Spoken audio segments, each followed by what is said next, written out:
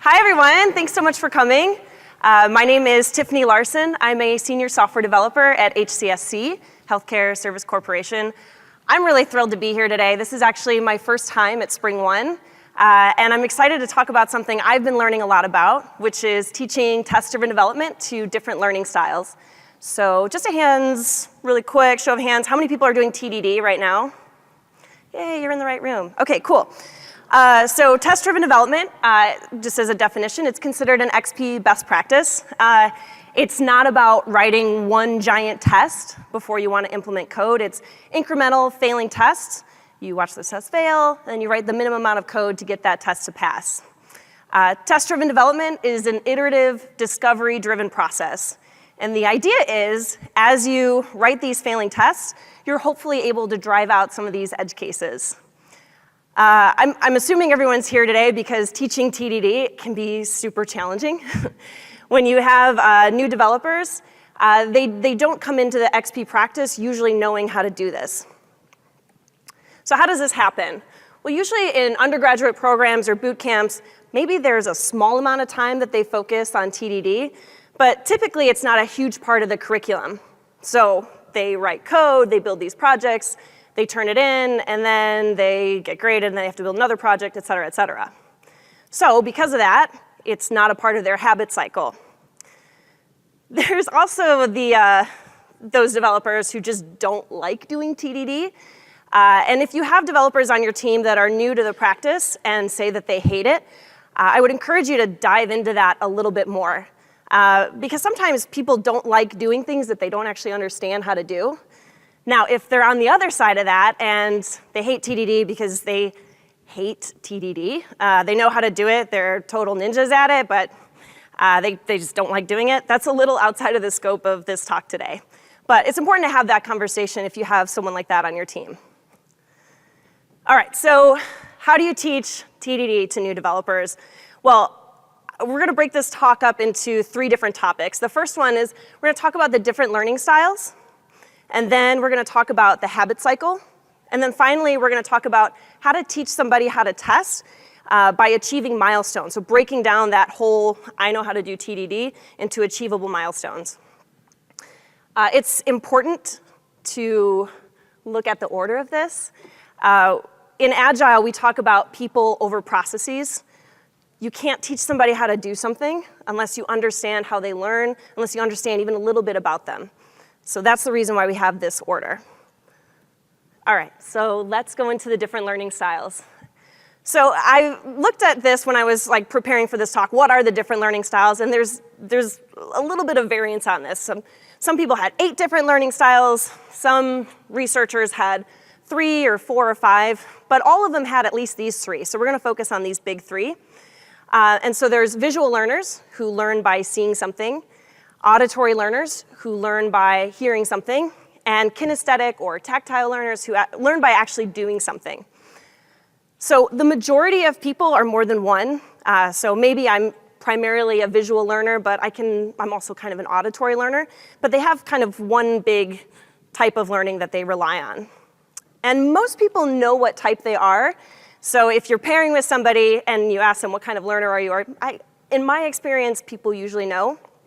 But there's some strategies to find out this without actually asking them. So let's get into visual learners, how to spot them.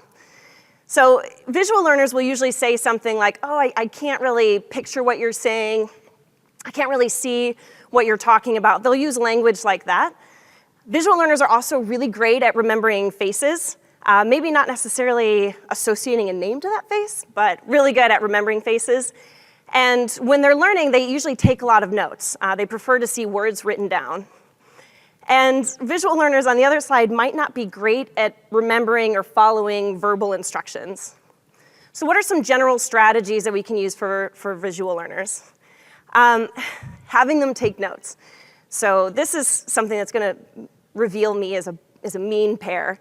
But when I am pairing with somebody who's new to development and they're just receiving all of this new information, not just learning how to TDD, but learning about the product, learning about the enterprise, and they're not taking notes, I make sure that they do. Because typically when visual learners don't take notes, they ask me questions 3, 4, and 5 times. So if you're pairing with a visual learner, just make sure that you're encouraging them to take notes as you go along, but also creating space for them as you're explaining things so they're not just madly writing things down. Using whiteboard explanations, I think a lot of us do that. We have whiteboards all over the place. It looks like an asylum sometimes. And it's good to do that, but as a suggestion, sometimes I go to the whiteboard a little bit later than I should. When I'm pairing with a visual learner, I try and go to that solution first. Instead of trying to explain it, it's like, oh, fine, I'll get out of my seat, we can go to the whiteboard right now. So relying on that earlier than later. Having Post-it notes, so if there's syntax that you're trying to drive out, or if there's something that you're trying to get them to learn that day, just put Post-it notes on their computer and making lists. We're gonna revisit some of this stuff later as we talk about achieving milestones, but this is just some general strategies overall. All right. Auditory learners. I think of my brother every time I think of this, and this is probably why I don't understand him, because I'm 0% auditory learner. So he's super talkative, he does not stop talking, and he's a really good storyteller. He's really good at remembering lyrics and songs and movie quotes. He's a really good listener. Auditory learners, I mean, this is the primary way that they take in information, so they're really focused on making sure that that channel is open. And they prefer discussions over reading articles. So this is great for pairing because we're supposed to be talking all the time. But I've also paired with people who are maybe a little bit more silent because they're not really auditory learners. So making sure that you're constantly having that conversation with them. So what are some auditory learning strategies? Okay, something that I found really helpful is turning off visual stimuli, so even just turning off the computer screen. If my pair is super confused, just turning that off and turning next to them and having a conversation with them. I've noticed, because I'm not a visual, or because I'm not an auditory learner, that when I'm trying to explain something to someone who is an auditory learner, I try and lean on those techniques of like pointing to different things on the screen, and it's just not resonating with them. So turning off that visual stimuli so it drives out that conversation. Talking through the implementation first. So before you start getting into things, just have a quick conversation about it. Using word association and patterns. Try and say the same thing in the same way every single time. I want to verify that mock class with this method is called with this thing. I want to verify that mock class with this method is called with this thing, over and over and over again. And then have them repeat those explanations. So once they get to the point where like, okay, I got it. Make sure that you have them explain it back to you, because auditory learners are really great at learning when they explain things back to you. All right. Kinesthetic learners, how to spot them. So kinesthetic learners learn by doing something. So they're very hands-on, they just like to get into it. They enjoy making and creating, they might fidget a lot, they talk with their hands a lot. Can you tell I'm a kinesthetic learner? They eat snacks while studying. So I'm primarily a kinesthetic learner, so when somebody who's not sees me while I'm pairing, I probably look like I'm insane. I'm like eating turkey, I'm moving the desk up and down, I'm fidgeting with some Rubik's Cube. I mean, I just look crazy, but that's a good way to spot them. All right, so what are some kinesthetic learning strategies? So doing the same motions over and over, and we're gonna specifically revisit this later when we talk about tests, but creating muscle memory in the way that you solve problems. Walking through in debug mode. I've noticed as a kinesthetic learner, when I pair with somebody who's more a visual learner, they'll kind of stare at the screen and try and solve the problem, and it drives me crazy. It's like, well, let's just put a breakpoint there and see what's there. And they like to solve things, on their own, in their mind. So walking through and letting those kinesthetic learners fail as they go. Taking frequent breaks. So this is not a 20-minute break, but every 30 minutes, just get up every 5 minutes or so to get that physical energy out. And then just having fidget toys. If you have those standing desks, just keep putting them up and down. And if you're pairing with me, just put turkey in front of me. All right. So we talked about identifying learning styles. And we're going to revisit this later when we talk about achieving milestones and how to test. But first, we need to understand the habit cycle, because test-driven development isn't just about I know how to write a test, it's I know how to write a test first. I've paired with people who they're trying to figure out how to solve a problem, they start writing the code, and then finally they come up with their solution, and then they comment it out, and then they write a test for it, and then they see the test fail and comment it back in. That's not enough. So to get to writing tests first, we need to understand this habit cycle. Okay, I know what everybody's thinking. This looks like the recycling logo. And you would be right. I was not hired for my design skills. But has anyone here, just a show of hands, read the book, The Power of Habit? A few. It's so good. You should read that book. So The Power of Habit, this is really where I got this idea from. It's by Charles Duhigg. And he talks about this habit cycle, where there's a cue, there's a routine, followed by a reward. And it's a habit cycle because even though you do it once, you want to keep doing it over and over again. So for example, drinking. It's really easy to identify the routine. So as an example, 5:35 p.m., I get home and I crack open a beer. The reward is at 5:36 p.m., I feel great. And the cue is, well, that's the problem. It's really hard to identify the cue. Is the cue, I just got home from work and I'm stressed? Is the cue, I got home and I saw my roommate and I don't like it? Is the cue, I saw my refrigerator and I just want to do this? In the book, they talk about different ways to identify what cue is before that routine. So in saying that, I don't have a great answer for how to identify cues that are before somebody's routine where they don't write that test first. But I do have some suggestions on how to figure that out. So your routine is, I have a developer who's not writing the test first. All right, have that conversation with them at the beginning of the day. I know that you don't write your test first. Let's just level there, okay? I want to understand what's happening when that happens. So when they start getting into that code before they're writing the test, just stop them and very empathetically and understandingly ask them, what are you feeling right now? It could be, I know what solution that I want, and I want to create business value ASAP. That's what I want to do. It could be, I have no idea how I want to write this code, and so I need to discover it a little bit in the code before I write the test. Could be, I have no idea how to write a test, and it takes me so long to do that. I just want to do this before I forget it. Have that conversation with them beforehand at that process when they start getting into that routine. And when you understand what that cue is, you can start redirecting that behavior and create new routines for them. Okay, so we talked about the identifying learning styles and understanding habits. Oh, someone's driving. All right, so again, it can be really discouraging to try and teach somebody TDD, but it can be really discouraging if we try to teach them TDD in a day. It's a process. It takes a long time. So how do I get to a point where I'm teaching somebody how to TDD and I'm not going home that day feeling like that person did not learn anything, and they're not going home being like, I definitely didn't learn anything that day. So how can we find smaller wins along the way? All of my other slides have been super formatted, so my notes here say scary code slide next. This is really where we want to get to, right? I have a new developer, they can write a test, they know the setup for that test, they know the first test to write for it, and they know the best way to test it. Not just testing, it's not null, this isn't null, this isn't null, but incrementally getting to that solution. So what this test is, and what I'm going to use this for my next example, it's a dog API for dogs without names, very valuable, patent pending.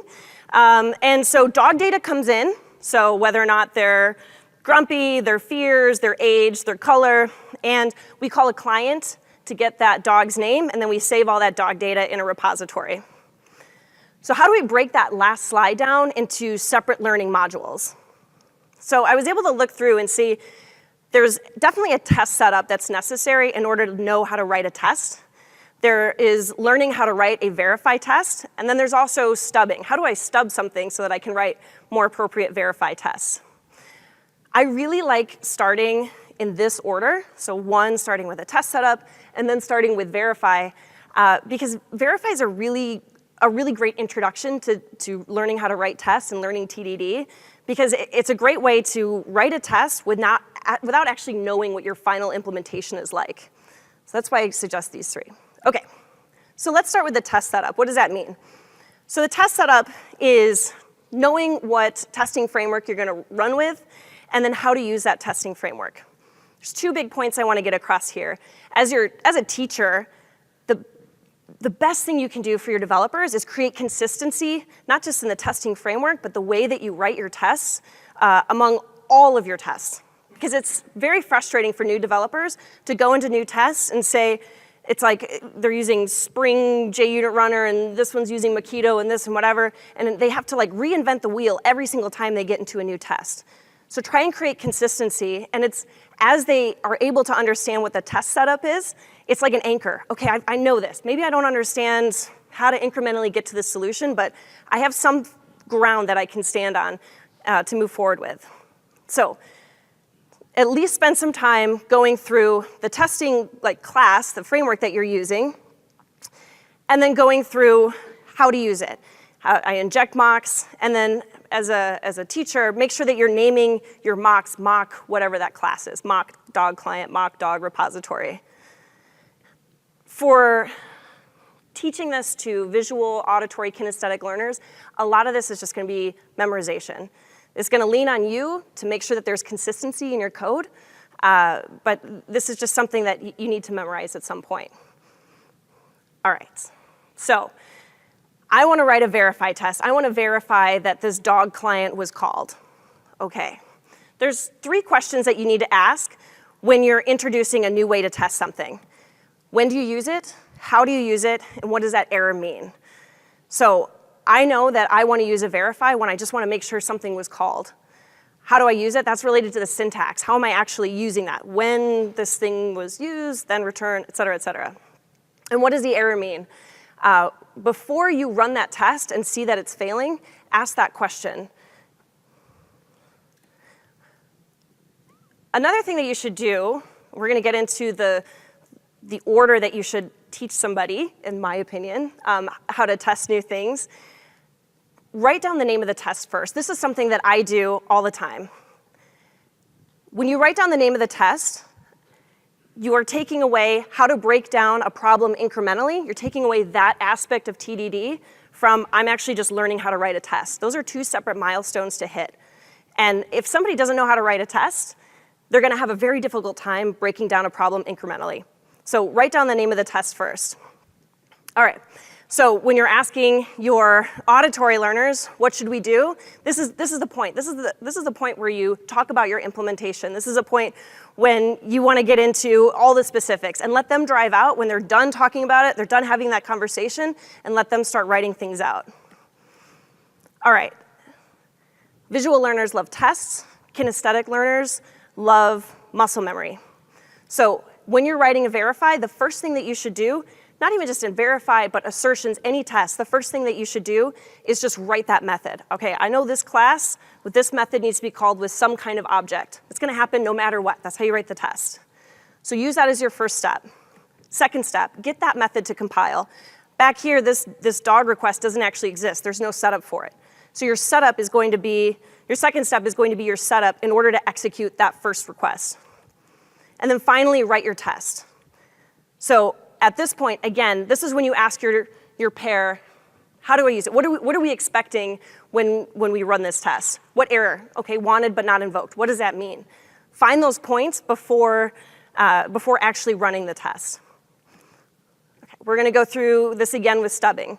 So again, same questions that you ask. When do you use it? When do I know when to stub something? How do I use it? What's the syntax for stubbing? And then what error am I expecting if I do it incorrectly? Write the name of that test for your developer first, and this should be an indication for them that this requires some kind of stubbing. Create dog, so given I'm in this method, when I get a name from the dog client, okay, there's something in there, then I save the dog. Well, if there's something in that when I get something from a service that's being mocked, well, I'm probably going to need some stubbing at this point. Stop here for your auditory learners and talk about that process and what you're expecting next. First step, call the method. Call the method on the class that you're expecting to test. Get that method to compile, any setup necessary for that.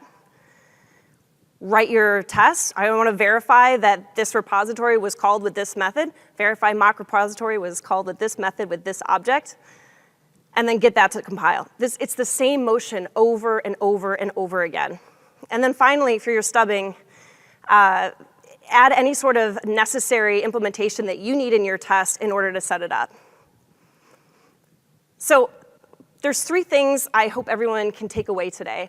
And the first thing is, understand how your pair learns and how you learn. Because if I'm trying to communicate something to an auditory learner and I'm a visual learner, it's going to be in the way that I learn how to learn. So you're doing a disservice to both of you if you're not spending even just a second trying to figure that out. Create consistency in your visual setup, how you name things, the descriptive language you use to talk to your auditory learners, and the way you build your tests for your kinesthetic learners and your visual learners. And then finally, treat teaching like test-driven development. Test-driven development is an iterative, discovery-driven process. Every single time you ask your pair a question and they can't answer, that's your failing test. Find your failing test, ask those questions, and then use strategies that make sense to your pair to get those tests to pass. Focus on the person first, and then use your knowledge about that person to help get them through the process. All right, thank you so much. These are some related talks. I think I've left a little bit of time for questions if anybody has any.